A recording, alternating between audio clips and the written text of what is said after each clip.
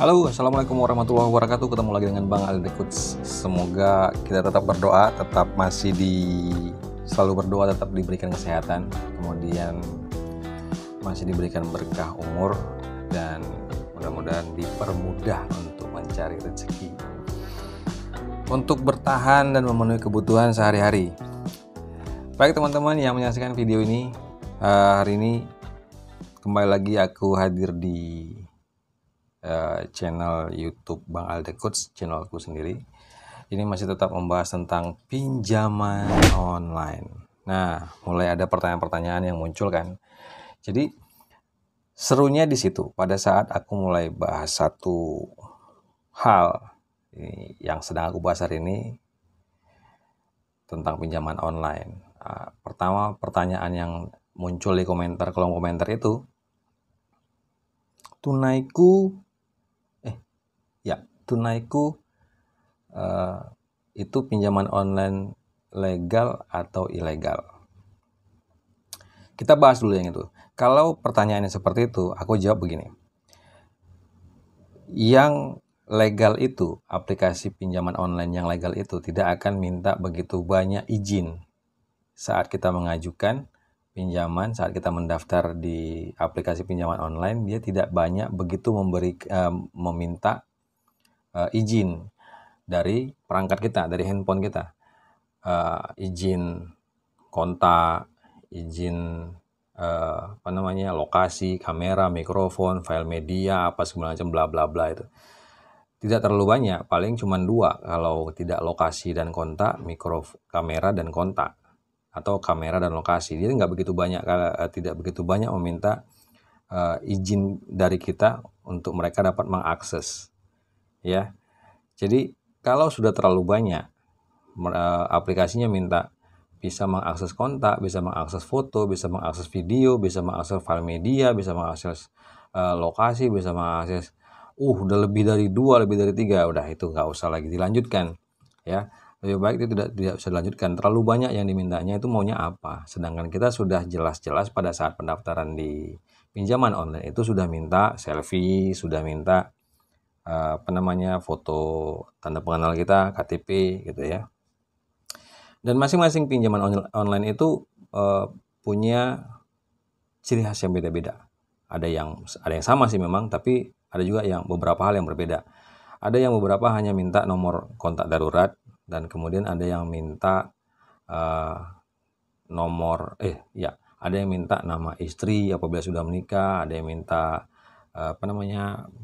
data berapa tanggungan anak, kemudian ada yang langsung pada saat kita masukkan kontak darurat itu kita nggak bisa kita ketikkan nomornya, harus langsung diakses ke kontak. Jadi bisa langsung dipilih dari dari daftar kontak kita mana yang mau kita jadikan sebagai kontak darurat, ya kan? Nah jadi pada saat itu kita tidak bisa langsung nggak bisa ketik nomornya 08 sekian itu nggak bisa, harus mengakses kontak dulu. Nah, ada beberapa aplikasi pinjaman online seperti itu. Kemudian kita lihat dari dari tadi aku cek di Google ya, cek di Google, yang ketemu tuh aku cuma mau lihat berapa sih sebenarnya jumlah besaran persen bunga yang ditetapkan oleh salah satu pinjaman online. Nah, di sini aku ambil contohnya EasyCash. Ini dia. Nah, teman-teman bisa lihat di layar itu. Di situ tertuliskan diambil satu contoh itu kalau pinjamannya 5 juta. Nah, kalau 5 juta limitnya 93 hari. 93 hari kurang lebih 3 bulan. Nah, kemudian mereka punya rumus seperti ini. 5 juta dikali 24% dibagi 365 dikali 93. 365 itu 365 hari 1 tahun ya. Kemudian dikali 93, tenornya 93 hari tadi. Itu hasilnya sama dengan Rp305.753. Total pengembaliannya 5 juta, yang tadi ya 5 juta, tambah bunganya Rp305.753. Nah, di situ berarti total pengembalian kalau kita baca dari sini seharusnya total pengembaliannya 5.305.753. Ada hal yang terlupa di sini. Dan di sini yang teman-teman harus hati-hati. Yang kita kembalikan sebenarnya itu bukan Rp5.305.753, bukan itu. Pada saat kita mengajukan pinjaman online kemudian dicairkan, yang dicairkan, yang ditransfer ke rekening kita itu bukan 5 juta, nggak full 5 juta. Itu dipotong lagi uang administrasi, uang layanan apa segala macam, entah mereka melayani apa juga nggak ngerti. Itu biasanya kalau tergantung tenor ya, tergantung berapa lama cicilan kita, apakah 1 bulan, 2 bulan, 3 bulan, 4 bulan, mungkin sampai 12 bulan. Nah, kalau misalnya 5.305.753 itu total pengembalian. Nah, kita harus tambahin lagi uang administrasi yang dipotong di awal. Nah, seperti video yang sebelumnya yang aku bahas itu. Kalau misalnya di EasyCash itu peminjamannya 5 juta, itu yang ditransfer tuh 4.500.000. Berarti ada 500.000 yang dipotong. Nah, itu 500.000 itu atas izin siapa, kesepakatan siapa, ada tertera di mana. Hitung-hitungannya 500.000 itu dipotong. Berarti yang kita terima hanya 4.500.000. Kalau tenornya 12 kali bayar ya, bukan 12 bulan, ingat. EasyCash itu tidak pernah bulanan, itu bayarnya dia berapa kali? 6 kali kah? 12 kali kah? Gitu ya. 24 kali kah? Bukan bulan. Jadi bukan 6 bulan, 12 bulan, bukan 24 bulan, bukan. Jadi hati-hati di situ. Nah, pada saat pengajuan itu tidak pernah tertera apakah itu bulanan atau enggak. Begitu kita pengajuan, klik pengajuan. Di situ baru tahu bahwasanya pembayarannya itu 1 bulan itu 2 kali. Berarti 2 minggu sekali kita harus bayar. Nah, kalau seperti ini, kalau dia tenornya 93 hari atau 3 bulan, di situ keterangannya pembayaran bulanan Rp1.768.584 dikali 3 benar sama dengan 5.306.752 sebenarnya, tapi di sini dibikin 753 ya. Jadi aku ulangin lagi, pembayaran bulanannya itu cicilannya setiap bulannya kita harus bayar Rp1.768.584 dikali 3 sama dengan 5.305.753. Nah, di sini seharusnya kita hitung lagi penambahannya administrasi tadi, hutang yang kita ajukan, pinjaman yang kita ajukan itu ada pemotongan uang administrasi ya, karena yang kita terima itu tidak penuh. Kalau kita pinjam 5 juta, kita terimanya tidak penuh. Tidak penuh 5 juta, berarti ada potongan. Misalnya kalau di sini, kalau misalnya di tenor 93 hari, itu pinjamannya 5 juta, mungkin potongan administrasinya mungkin sekitar 200 atau 300 ribu. Kita bilang aja lah 200 ribu. Berarti di sini 5.305.753 total yang harus kita bayar ditambah dengan 200 ribu administrasi tadi yang dipotong. Karena kita nggak terima uangnya kan. Nah, sedangkan kita harus kembaliin. Gitu loh. Kita nggak terima uang yang dipotong tadi, kita nggak terima. Yang terima itu kan uangnya hanya seberapa yang mereka transfer. Nah, di situ kita harus hati-hati ya. Nah, itu contoh ilustrasinya. Nah, sekarang aku mau bahas mengenai masih adakah pertanyaan-pertanyaan yang debt collectornya ada nggak di sini, debt collectornya ada di sini. Untuk daerah Jabodetabek ya, untuk daerah Jabodetabek itu kalau prediksiku sih itu letak kantornya atau domisili kantornya pinjol-pinjol ini biasanya sekitaran Jabodetabek. Nah, berarti kalau yang teman-teman yang tinggalnya di Jabodetabek bisa jadi DC-DC-nya ada semua tuh. Ya. Bisa jadi ya, DC-nya ada semua. Nah, kalau misalnya kayak Kredivo tuh debt collector-nya ada nggak sih? Ya ada. Karena aku lihat Kredivo ini kayaknya nih memang benar-benar legal ya. Legal dan dia nggak ini. Kalau teman-teman yang sudah pernah pinjam di Kredivo itu ya, melakukan pinjaman limitnya pertamanya itu 500 ribu gitu ya, 500 ribu atau 400 ribu. Nah, setelah pembayaran itu mereka akan minta kita naik ke premium gitu ya.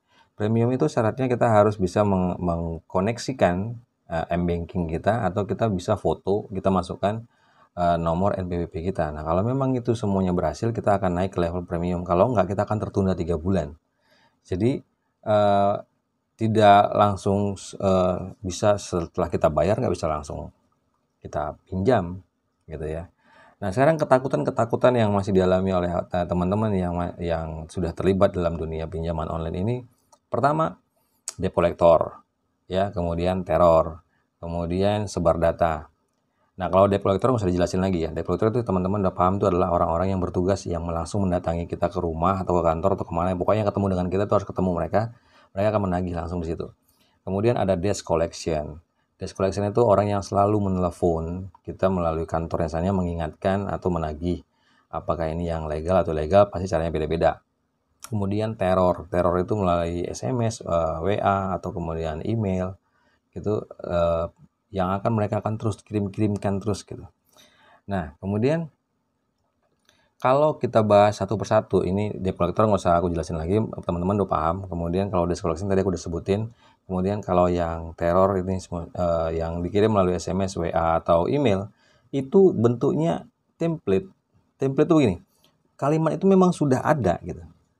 Jadi kalimat itu memang sudah ada, tinggal di kolom bagian nama itu dikosongkan. Jadi disesuaikan dengan ini mau dikirim ke siapa nih, mau dikirim ke A misalnya. Jadi tolong lunasi hutang Anda ini, atau kepada yang terhormat A, masukin A.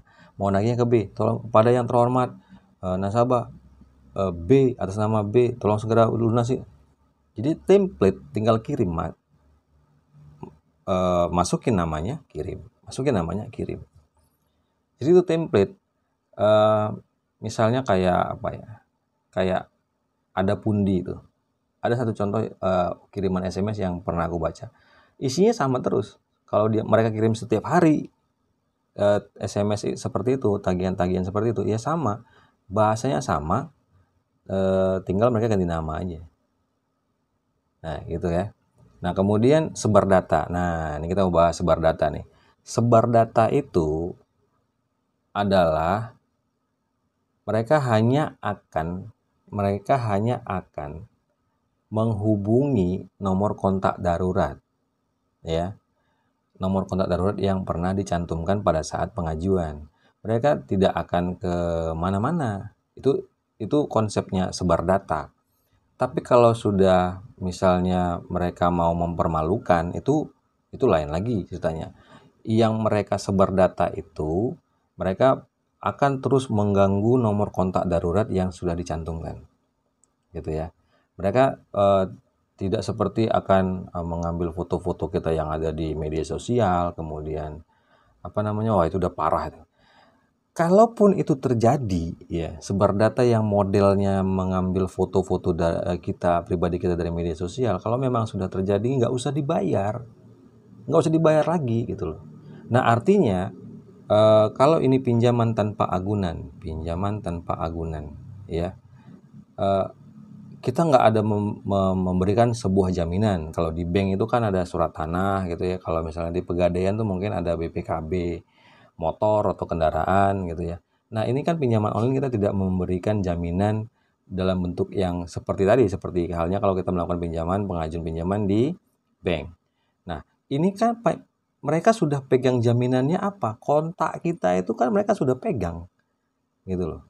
Itu jaminannya. Kalau mereka sampai menghubungi semuanya dan memberitahukan kepada semua kontak kita tuh bahwasanya kita punya pinjaman online dan harus membayar, dan kadang-kadang kalimatnya lebay. Pinjamannya cuma berapa gitu. Pinjamannya mungkin 1 juta, 2 juta, 3 juta, ada 500.000 juga mungkin. Itu sampai dibilang-bilang ini maling toko emas lah gitu. Terus teman yang dijadikan nomor kontak darurat atau nomor yang dijadikan kontak darurat itu dibilangin bahwasanya terindikasi bahwasanya Anda sudah menerima uang pinjaman online itu. Jadi pada saat si A meminjam, itu hasilnya bagi 2 dengan si nomor kontak darurat. Kan gila kan. Jadi kalau yang seperti itu udah nggak usah bayar lagi gitu. Bagus kalau mau ribut ya ribut aja sekalian. Jadi teman-teman nggak usah takut-takut kalau seperti itu. Misalnya mereka mau datang ya datang aja. gitu. Tapi jangan sampai kita mau membuat satu pernyataan tanggal berapa kita akan bayar. Misalnya mereka datang, kemudian debt collector-nya datang, kemudian ya udah Bu, ya udah Pak, kapan kira-kira mau bayar? Kita terus bilang, oh mungkin tanggal ini atau 2 hari lagi. Ya udah bikin surat pernyataannya Bu, memang 2 hari lagi atau Pak 2 hari lagi memang Anda akan membayar. Kemudian kita buatlah surat pernyataan. Setelah kita buat surat pernyataan dan kita tidak menepati sesuai apa yang sudah disepakati, jatuh temponya tanggal pembayaran yang sudah kita janjikan, itu akan masuk dalam one prestasi. Nah, one prestasi itu kalau kita langgar, kita sama dengan ingkar janji.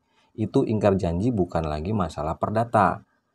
Ya, hutang piutang, pinjam meminjam itu masih perdata, tapi kalau sudah one prestasi itu bisa dialihkan ke pidana. Makanya teman-teman yang sini jangan pernah mau tekan-tekan, tetap aja bilang kita akan bayar kalau memang kita ada duitnya, nanti kita akan bayar gitu.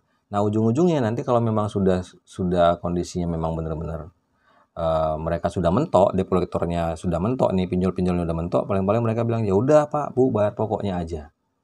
Nah kan lumayan bayar pokoknya aja. Kalau pinjamannya cuma 1 juta, 2 juta, yang dibayar harusnya 2.300.000, 2.400.000, kita cuma bayar pokoknya sesuai dengan kita pinjam. Sesuai dengan yang kita pinjam, ya kan? Ya memang kewajibannya seperti itu kan. Berapa yang kita pinjam, berapa yang mereka transfer, ya segitu aja yang kita bayar. Nggak usah lebih-lebih lagi kan, lumayan, untung gitu loh.